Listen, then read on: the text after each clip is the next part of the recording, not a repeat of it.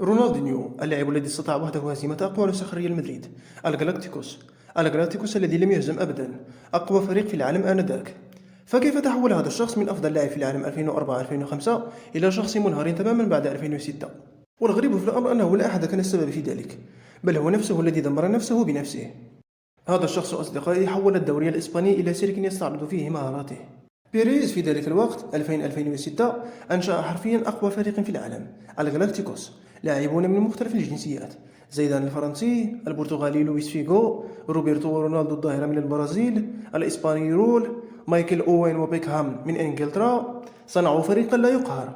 لكن رونالدينو كان مختلفا، كان هو الشخص الذي حمل برشلونة على عاتقه.